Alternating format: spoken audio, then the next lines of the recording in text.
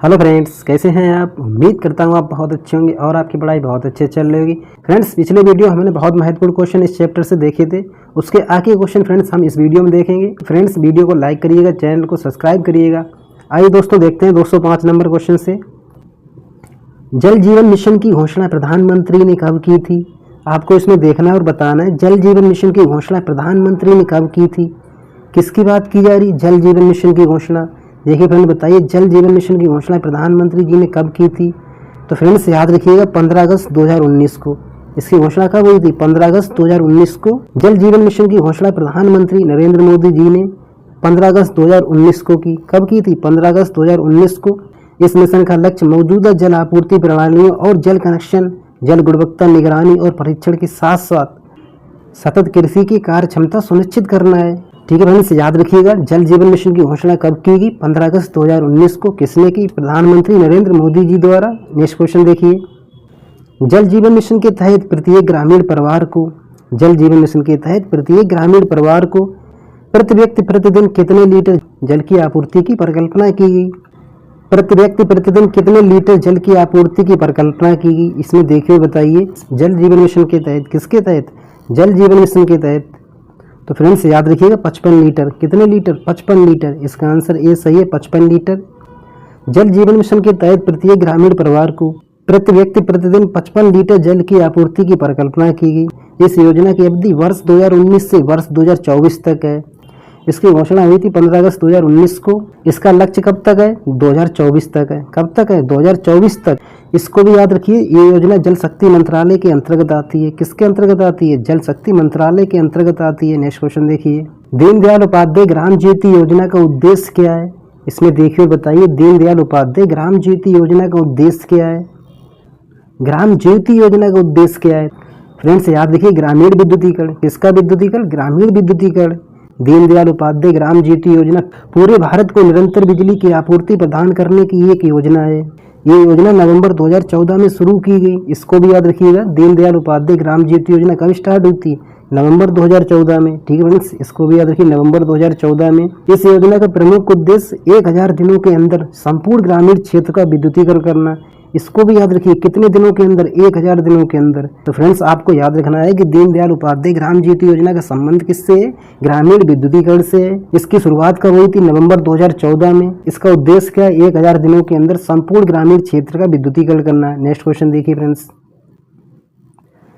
सांसद आदर्श ग्राम योजना कब प्रारंभ हुआ। इसमें देखिए और बताइए सांसद आदर्श ग्राम योजना कब प्रारंभ हुआ। तो फ्रेंड्स आपको मालूम होगा 11 अक्टूबर 2014 को। कब स्टार्ट हुई थी, 11 अक्टूबर 2014 को। सांसद आदर्श ग्राम योजना 11 अक्टूबर 2014 को प्रारंभ हुआ था। इस योजना के तहत प्रत्येक सांसद सदस्य एक ग्राम पंचायत को गोद लेता है। इसके तहत बुनियादी ढांचे तथा सामाजिक विकास को बढ़ावा देता है। ठीक है फ्रेंड्स, याद रखिएगा। नेक्स्ट क्वेश्चन देखिए। पशुधन बीमा योजना क्या है। अब आपको देखना और बताना है पशुधन बीमा योजना क्या है। देखिए इसमें फ्रेंड्स याद रखिएगा, सभी दुधारू और मांस उत्पादित करने वाले पशुओं का बीमा करवाना। कैसे पशुओं का, सभी दुधारू और मांस उत्पादित करने वाले पशुओं का बीमा करवाना। इसका आंसर सी सही है फ्रेंड्स, अच्छे से याद रखिएगा। पशुधन बीमा योजना के अंतर्गत सरकार द्वारा सभी दुधारू और मांस उत्पादित करने वाले पशुओं का बीमा कराया जाएगा। योजना के तहत यदि किसी कारणवश बीमित पशु की मृत्यु हो जाती है तो बीमा कंपनी द्वारा पशुपालक को मुआवजे की रकम 15 दिनों के अंदर प्रदान की जाएगी। ठीक है फ्रेंड्स, याद रखिएगा। नेक्स्ट क्वेश्चन देखिए। दीनदयाल उपाध्याय ग्रामीण कौशल योजना कब प्रारंभ हुई। इसमें देखिए और बताइए दीनदयाल उपाध्याय ग्रामीण कौशल योजना कब प्रारंभ हुई। तो फ्रेंड्स याद रखिएगा 25 सितंबर 2014 को। इसकी शुरुआत कब हुई थी, 25 सितंबर 2014 को। किसकी शुरुआत हुई थी, दीनदयाल उपाध्याय ग्रामीण कौशल योजना की। ये ग्रामीण विकास मंत्रालय भारत सरकार के द्वारा ग्रामीण आजीविका को बढ़ावा देने के लिए की गई पहलों में से एक है। ठीक है फ्रेंड्स, याद रखिएगा। दीनदयाल उपाध्याय ग्रामीण कौशल योजना कब प्रारंभ हुई थी, 25 सितंबर 2014 को। नेक्स्ट क्वेश्चन देखिए। ग्रामीण भंडारण योजना के तहत, ग्रामीण भंडारण योजना के तहत गोदाम की न्यूनतम क्षमता होनी चाहिए। इसमें देखिए और बताइए ग्रामीण भंडारण योजना के तहत गोदाम की न्यूनतम क्षमता कितनी होनी चाहिए। तो फ्रेंड्स याद रखिएगा 100 टन। कितनी होनी चाहिए, 100 टन।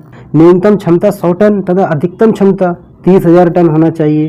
तो फ्रेंड्स आपको ना न्यूनतम अधिकतम दोनों याद रखनी है। अधिकतम क्षमता कितनी होनी चाहिए, 30,000 टन। नेक्स्ट क्वेश्चन देखिए। राष्ट्रीय ई गवर्नेंस योजना कब शुरू की गई, इसमें देखिए और बताइए राष्ट्रीय ई गवर्नेंस योजना कब शुरू की गई। तो फ्रेंड्स याद रखिए 2006 में। इसकी शुरुआत कब हुई थी? 2006 में। किसकी? राष्ट्रीय ई गवर्नेंस योजना की। राष्ट्रीय ई गवर्नेंस योजना 2006 में शुरू की गई थी। इस योजना का लक्ष्य कॉमन सर्विस सेंटरों के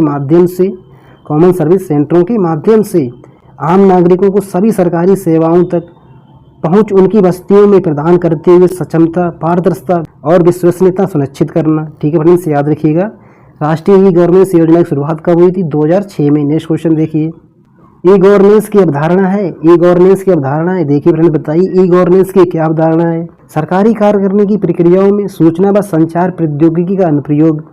सूचना व संचार प्रौद्योगिकी का अनुप्रयोग। ई गवर्नेंस सार्वजनिक क्षेत्र द्वारा सूचना व संचार प्रौद्योगिकी का प्रयोग। सूचना व संचार प्रौद्योगिकी का प्रयोग। स्मार्ट शासन बनाने का तरीका। उपयुक्त सभी। तो फ्रेंड्स याद रखिएगा उपयुक्त सभी, इसका आंसर डी सही है। उपयुक्त सभी, ये सभी ई गवर्नेंस की अवधारणाएं हैं। ठीक है फ्रेंड्स, आपको ये सभी याद रखनी है। सरकारी कार्य करने की प्रक्रियाओं में सूचना व संचार प्रौद्योगिकी का अनुप्रयोग। ई गवर्नेंस सार्वजनिक क्षेत्र द्वारा सूचना व संचार प्रौद्योगिकी का प्रयोग। स्मार्ट शासन बनाने का तरीका।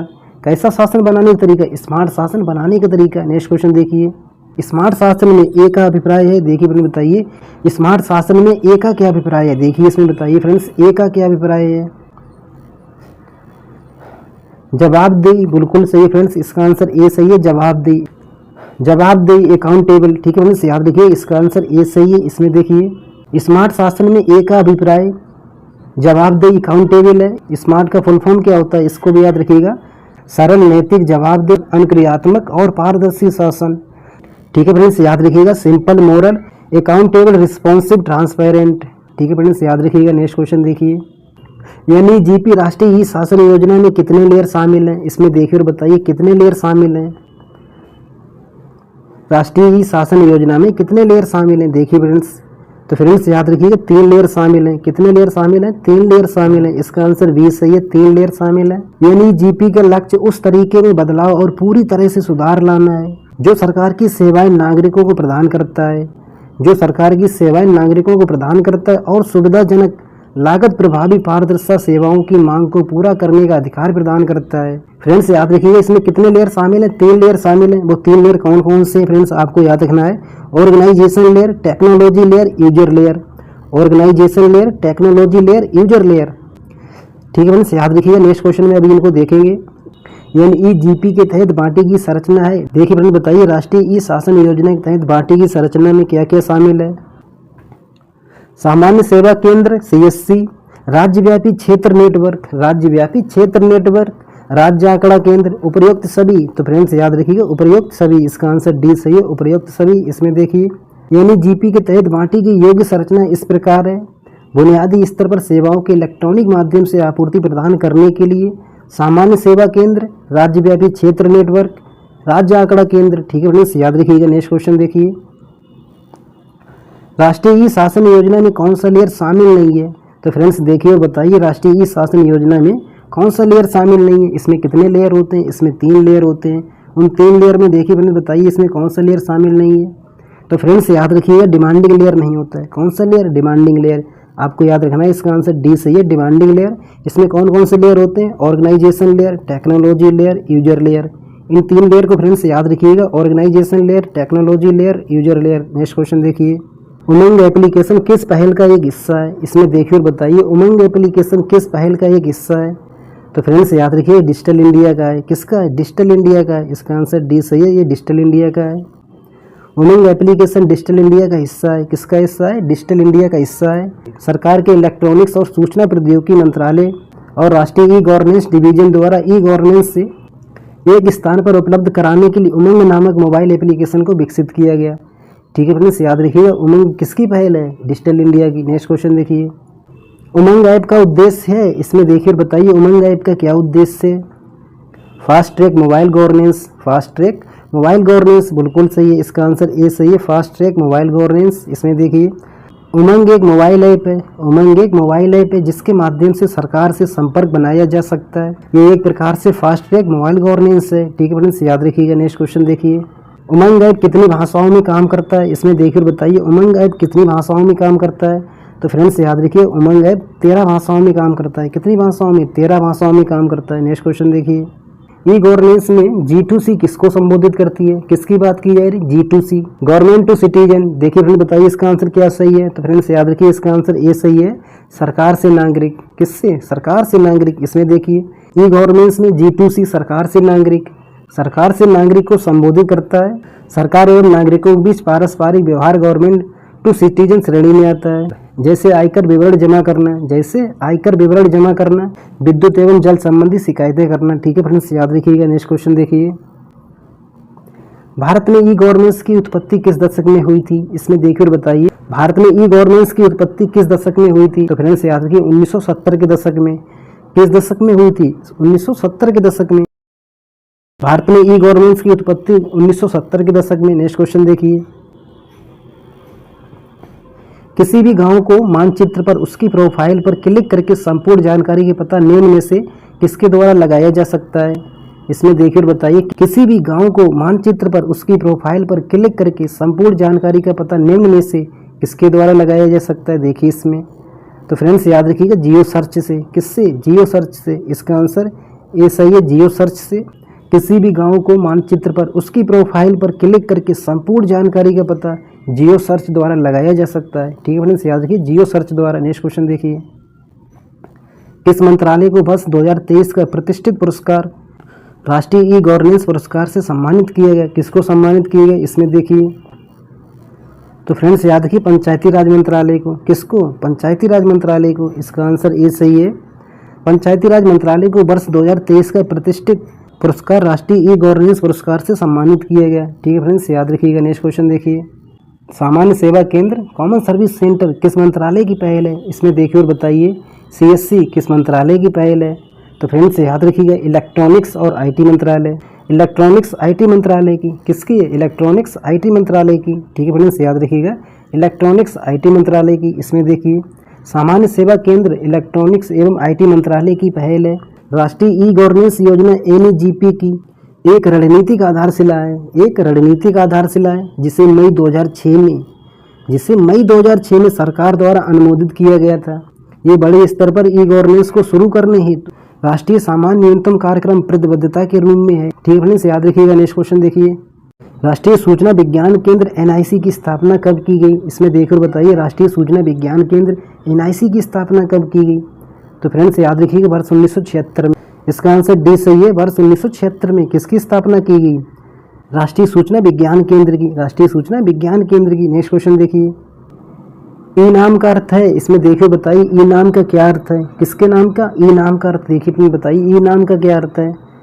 तो फ्रेंड्स याद रखिए national agriculture market, national agriculture market. इसका आंसर सी सही है, नेशनल एग्रीकल्चर मार्केट। ई नाम का अर्थ नेशनल एग्रीकल्चर मार्केट है। राष्ट्रीय कृषि बाजार एक ऑनलाइन वाणिज्यिक मंच है जिसका मकसद किसानों, व्यापारियों और क्रेताओं को एक मंच के माध्यम से ऑनलाइन वाणिज्य की सुविधा उपलब्ध। ये पोर्टल देश भर के कृषि बाजारों को ऑनलाइन प्लेटफॉर्म को जोड़ने का काम करता है। ठीक है फ्रेंड्स याद रखिएगा ई नाम का क्या अर्थ है? National agriculture market. Next question देखिए, देश भर में पंचायती राज संस्थाओं में ई शासन को मजबूत करने के लिए पंचायती राज मंत्रालय भारत सरकार ने यूजर की सुगमता को बेहतर करने के लिए एक वेब आधारित पोर्टल शुरू किया है। कैसा पोर्टल शुरू किया है? एक वेब आधारित पोर्टल शुरू किया है। उसका नाम क्या है? देखिए मैंने बताइए उसका क्या नाम है? ई ग्राम स्वराज। उसका नाम क्या है? ई ग्राम स्वराज। इसका आंसर ए सही है, ई ग्राम स्वराज। देश भर में पंचायती राज संस्थाओं में ई शासन को मजबूत करने के लिए पंचायती राज मंत्रालय ने यूजर की सुगमता को बेहतर करने के लिए एक वेब आधारित पोर्टल शुरू किया जिसका नाम ई ग्राम स्वराज्य। क्या नाम है? जिसका नाम ई ग्राम स्वराज्य। जिसका क्या नाम है? ई ग्राम स्वराज्य। नेक्स्ट क्वेश्चन देखिए, उत्तर प्रदेश में कितनी ग्राम पंचायतें हैं? इसमें देखकर बताइए उत्तर प्रदेश में कितनी ग्राम पंचायतें हैं? किसमें? उत्तर प्रदेश में। तो फ्रेंड्स आपको मालूम होगा 57,705। कितनी है? 57,705। इसका आंसर बी सही है, 57,705। याद रखिए फ्रेंड्स उत्तर प्रदेश में पंचायती राज विभाग के अनुसार ग्राम पंचायतों की कुल संख्या 57,705। नेक्स्ट क्वेश्चन देखिए, भारत में कुल कितनी पंचायतें हैं? देखिए फ्रेंड्स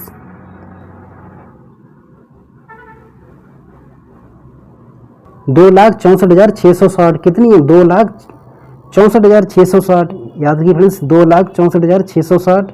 यानी कि आपको याद रखना है 26, 46, 60। कितना याद रखना है? 26, 46, 60। इसका आंसर बी सही है, 26, 46, 60। भारत में कुल कितने पंचायतें हैं? 26, 46, 60। याद रखिए बेटा, 26, 46, 60। नेक्स्ट क्वेश्चन देखिए, भारत की कुल कितने पंचायतों में जियो टैगिंग शुरू की गई? इसमें देखिए और बताइए कितने पंचायतों में जियो टैगिंग शुरू की गई? 2,49,147। कितने पंचायतों में? 2,49,147। इसका आंसर डी सही है, 2,49,147। याद रखिए फ्रेंड्स, 2,49,147। भारत के कुल 2,49,147 पंचायतों में जियो टैगिंग शुरू किया गया।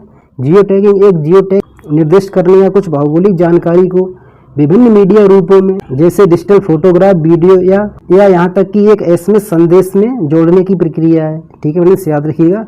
जियो टैगिंग कितनी पंचायतों में शुरू की गई? 2,49,147 में। नेक्स्ट क्वेश्चन देखिए, केंद्रीय ग्रामीण विकास और पंचायती राज मंत्री, केंद्रीय ग्रामीण विकास और पंचायती राज मंत्री श्री गिरिराज सिंह ने लखनऊ में अमृत महोत्सव के तहत कितने ग्राम पंचायतों में समर्थ अभियान का शुभारंभ किया? इसमें देखिए फिर बताइए कितने ग्राम पंचायतों में समर्थ अभियान का शुभारंभ किया? देखिए इसमें 50,000, 40,000, 60,000, 10,000।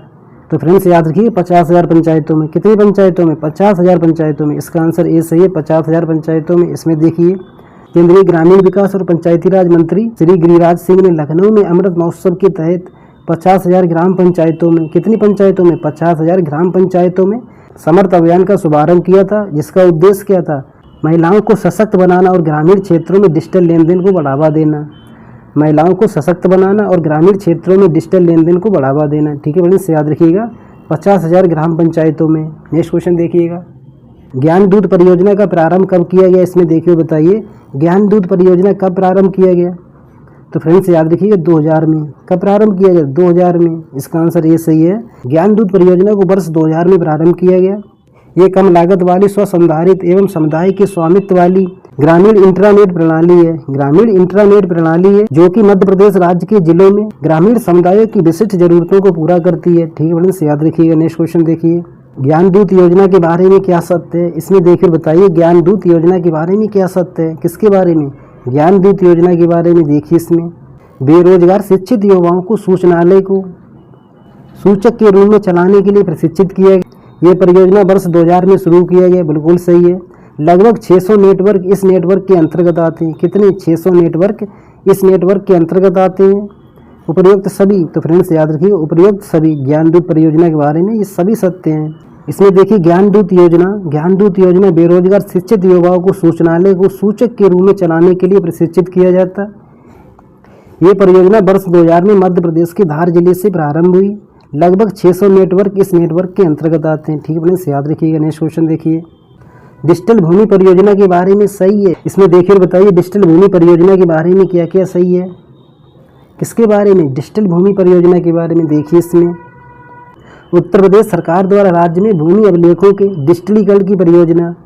उत्तर प्रदेश सरकार द्वारा राज्य में भूमि अभिलेखों की डिजिटलीकरण की परियोजना। उत्तर प्रदेश की ग्रामीण भूमि से संबंधित ई सेवाओं का विस्तार। ये शासन सेवा वितरण प्लेटफॉर्म का कुशल मॉडल। ये शासन सेवा वितरण प्लेटफॉर्म का कुशल मॉडल है। उपयुक्त सभी, तो फ्रेंड्स याद रखिएगा उपयुक्त सभी। इसका आंसर डी सही है, उपयुक्त सभी। डिजिटल भूमि परियोजना के बारे में क्या क्या सही है फ्रेंड्स? याद रखिएगा उत्तर प्रदेश सरकार द्वारा राज्य में भूमि अभिलेखों के डिजिटलीकरण की परियोजना। उत्तर प्रदेश की ग्रामीण क्षेत्रों से संबंधित ई सेवा का विस्तार। ये शासन सेवा वितरण प्लेटफॉर्म का कुशल मॉडल। ठीक है फ्रेंड्स, याद रखिएगा। नेक्स्ट क्वेश्चन देखिए, इसमें देखिए और बताइए ई डिस्ट्रिक्ट परियोजना के बारे में क्या सत्य है? ई डिस्ट्रिक्ट परियोजना ई गवर्नेंस योजना के अंतर्गत चलने वाली मिशन मोड परियोजना है। इसका मुख्य उद्देश्य जन केंद्रित सेवाओं को कंप्यूटरीकरण करना है। इसका मुख्य उद्देश्य जन केंद्रित सेवाओं का कंप्यूटरीकरण करना। क्या करना? जन केंद्रित सेवाओं का कंप्यूटरीकरण करना। इस डिस्ट्रिक्ट परियोजना में प्रमाण पत्र, शिकायत, जन वितरण प्रणाली, पेंशन विनिमय आदि सेवाएं शामिल हैं। उपयुक्त सभी, तो फ्रेंड्स याद रखिए उपयुक्त सभी। इसका आंसर डी सही है। इस डिस्ट्रिक्ट परियोजना में ये सभी सही हैं। क्या क्या सही है? इस डिस्ट्रिक्ट परियोजना में ई गवर्नेंस योजना के अंतर्गत चलने वाली स्टेट मिशन मोड परियोजना है। इसका मुख्य उद्देश्य जन केंद्रित सेवाओं को कंप्यूटरीकरण करना। इस डिस्ट्रिक्ट परियोजना में जन वितरण प्रणाली, पेंशन विनिमय आदि सेवाएं शामिल हैं। ठीक है फ्रेंड्स, याद रखिएगा। नेक्स्ट क्वेश्चन देखिए, निम्नलिखित में से किस कंपनी ने ई चौपाल नामक ग्रामीण विपणन नेटवर्क शुरू किया? इसमें देखिए और बताइए निम्नलिखित में से किस कंपनी ने ई चौपाल नामक एक ग्रामीण विपणन नेटवर्क शुरू किया? तो फ्रेंड्स याद रखिएगा ITC। किसने? ITC। इसका आंसर ए सही है, ITC।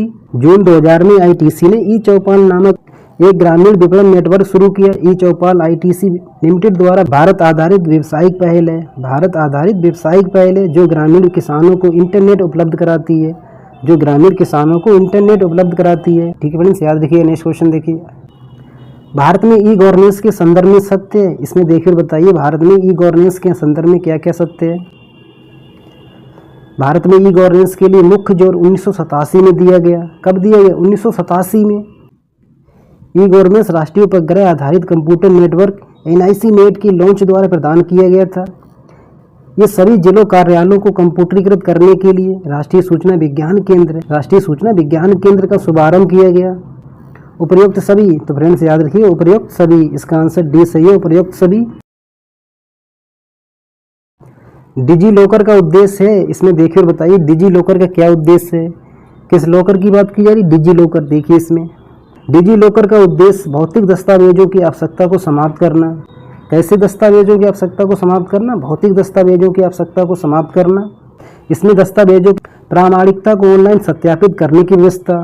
केवल एक सही है, दोनों सही हैं? तो फ्रेंड्स याद रखिएगा इसमें दोनों सही हैं। इसका आंसर डी सही है।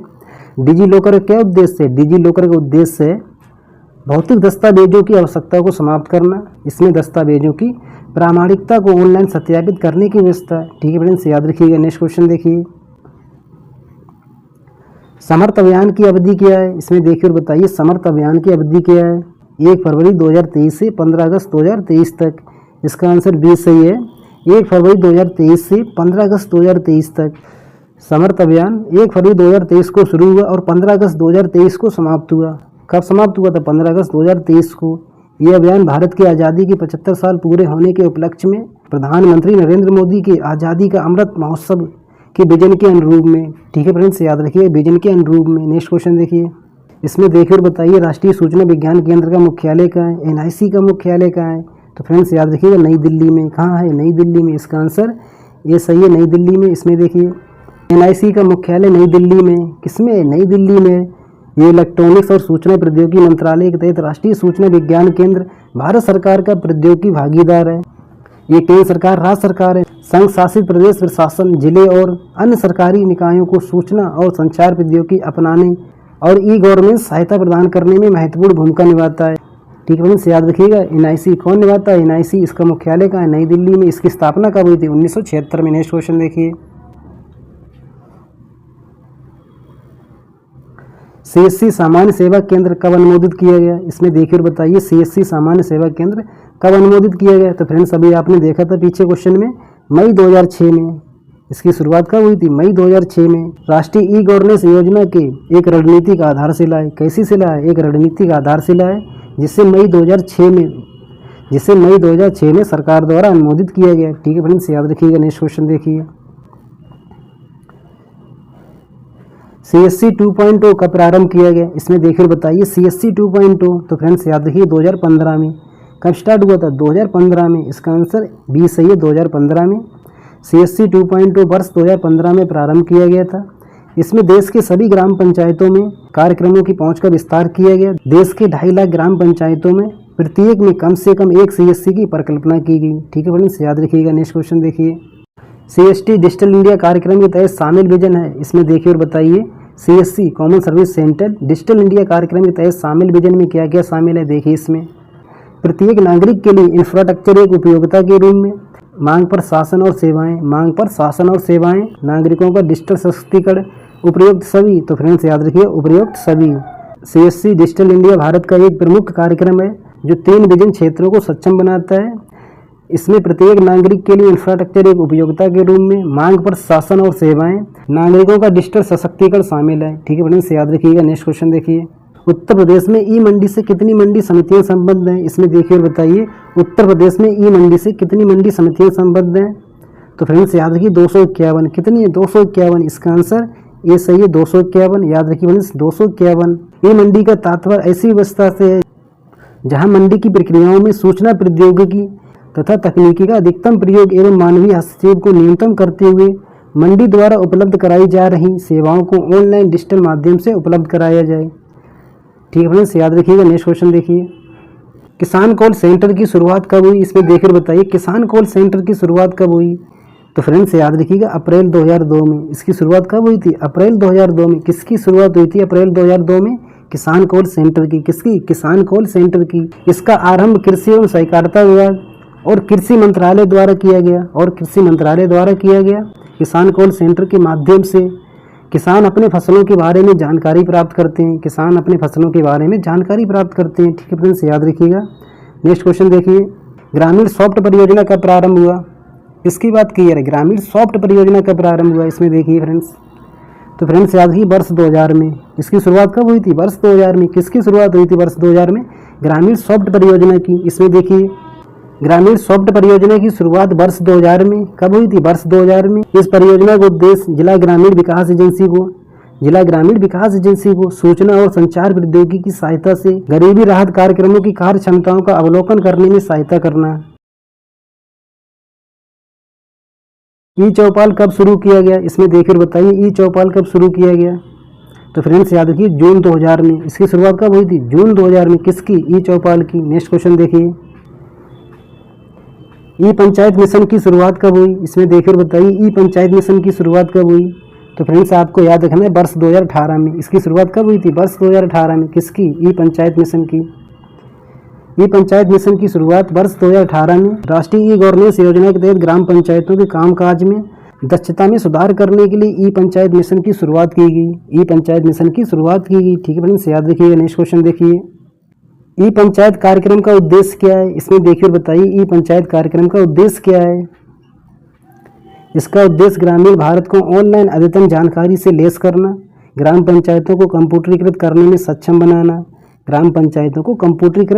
सक्षम बनाना। इसका उद्देश्य पूरे भारत में लगभग 2.45 लाख पंचायतों की आंतरिक प्रवाह को स्वचालित करना। उपयुक्त सभी। तो फ्रेंड्स याद रखिएगा उपयुक्त सभी। इसका आंसर डी सही है, उपयुक्त सभी। ई पंचायत कार्यक्रम का उद्देश्य क्या है फ्रेंड्स, आपको याद रखना है। इसका उद्देश्य ग्रामीण भारत को ऑनलाइन अद्यतन जानकारी से लैस करना, ग्राम पंचायतों को कंप्यूटरीकृत करने में सक्षम बनाना।